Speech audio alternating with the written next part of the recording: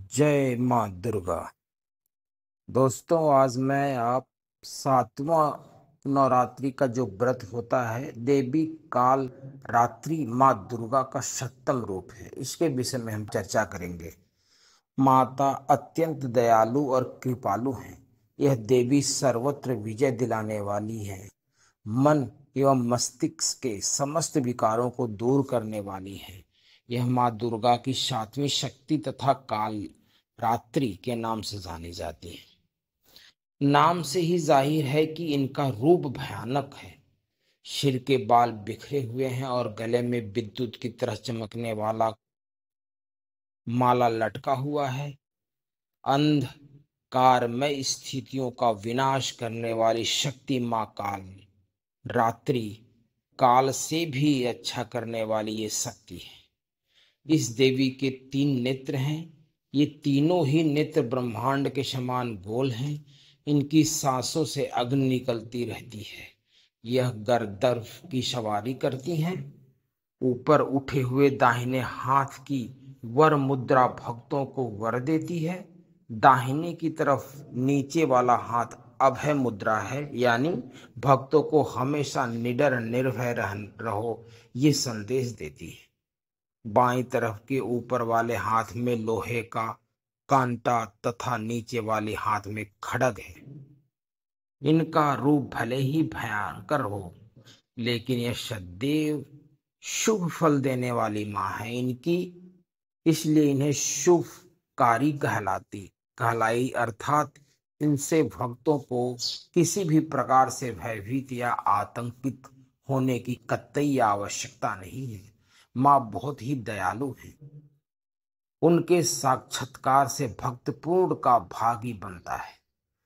काल रात्रि की उपासना करने से ब्रह्मांड की सारी सिद्धियों का दरवाजे खुल जाते हैं। तमाम असुरी शक्तियां उनके नाम के उच्चारण से ही भयभीत होकर दूर भागने लगती हैं। इसलिए दानव, दैत्य, राक्षस, भूत, प्रेत स्मरण से ही भाग जाते हैं। ये ग्रह बाधाओं को भी दूर करती हैं। अग्नि, जल, जंतु, शत्रु और रात्रि भय दूर हो जाते हैं। इनकी कृपा से भक्त हर तरह से भय मुक्त हो जाता है। माँ काल रात्रि का ऐसी कृपा होती है। पौराणिक कथा के अनुसार शुभ और निशुंभ और रक्त बीज नाम के राक्षस ने तीनों लोकों में आतंक मचा रखा था, जीना दुर्लभ कर रखा था। इनके अत्याचार से सभी देवी देवताएं परेशान हो गए थे। ऐसे में देवी देवताओं ने भगवान शिव से इस समस्या की मुक्ति पाने के लिए प्रार्थना की। जब महादेव ने पार्वती से राक्षसों का वध करने का आदेश दिया, तो मां पार्वती ने दुर्गा का रूप धारण कर निशुभ और निशुंभ का वध किया था।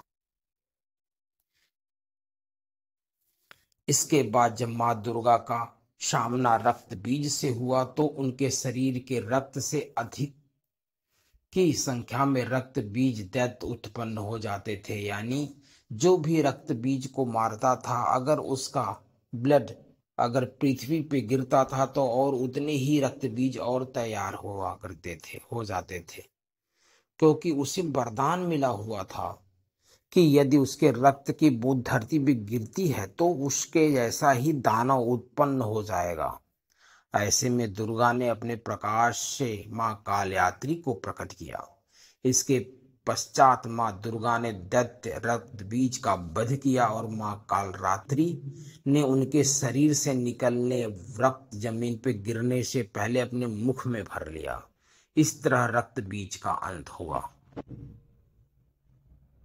बहुत कृपा है मां की। मां कालयात्री की पूजा के दिन लाल चंदन की माला से इस मंत्र का जाप करना चाहिए। ऐसे करने से व्यक्ति की सभी मुरादें पूरी हो जाती हैं, साथ ही जीवन कष्टों से मुक्त हो जाता है। तो मां कालयात्री बहुत ही दयालु है। मां कालयात्री की पूजा जप करने से आपकी सारी बाधाएं दूर हो जाती हैं। नवरात्रि के 7वें दिन सुबह जल्दी उठ जाएं और स्नान करके साफ सुथरे वस्त्र पहनकर मां कालयात्री